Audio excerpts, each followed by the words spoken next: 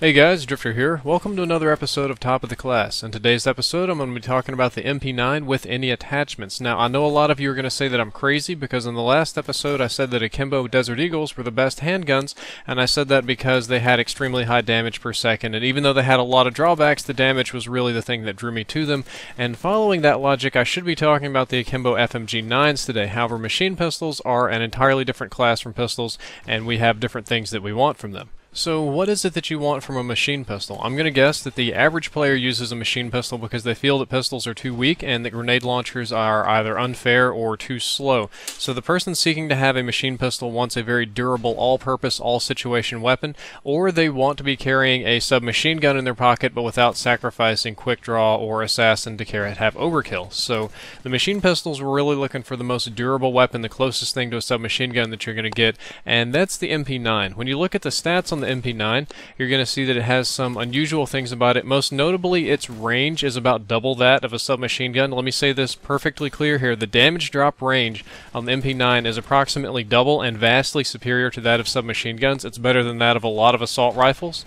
So this thing really has absolutely crazy range. Normally I wouldn't be talking about the damage drop profile, but that's going to be very important in a little bit. This pistol is an anomaly because it and the Scorpion have the highest headshot multipliers in the game. You get 2x damage for headshots. A lot of other weapons you'll get 1.4x, 1.5x. I think the FAD has a special 1.7, but this you get double damage for headshots. And the actual damage on this pistol is a little bit weak. It's going to take between 4 and 6 shots to kill depending on your range, and that's weak compared to the submachine guns which it's replacing, because even the weakest among them will kill in 3 to 6 shots over range, and some of them are going to kill in 3 to 5 shots. But anyway, we're going to get to that in a little bit. You're also going to notice that the RPM is extremely high at 895 rounds per second. Sorry, rounds per minute, rounds per second. That would be a little bit crazy. That's the exact same RPM as the MP7, and it's higher than almost all of the submachine guns except the very fast-firing PP90 and PM9. So that's a lot of numbers, but what it means for you guys is that the MP9 could easily be reclassified as a low recoil but high range submachine gun. The MP9 is not going to beat out most traditional submachine guns in close quarters combat because it doesn't have that high initial damage. It's going to take 1 extra shot to kill and is going to kill a little bit slower, and it's not going to beat out most. It will definitely beat out some, but not all of the submachine guns at extreme long range combat, and I do mean extreme long range because the submachine guns do have a little bit less recoil over range than the MP9.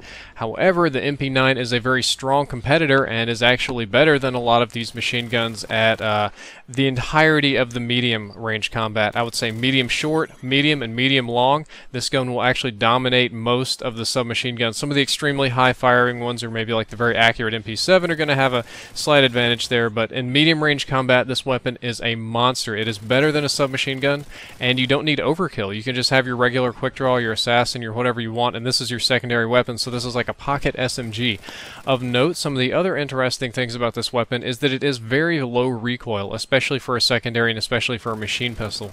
The recoil, I would say, is about like that of the MP5, very, very competitive on recoil, and it also has a very fast reload time. It is the fastest reloading machine pistol in Modern Warfare 3, so you shouldn't have to worry about that. The magazine size is higher than the Scorpion and G18, but not quite as much as the FMG9. You get 32 rounds in the mag, so it's a lot like an SMG.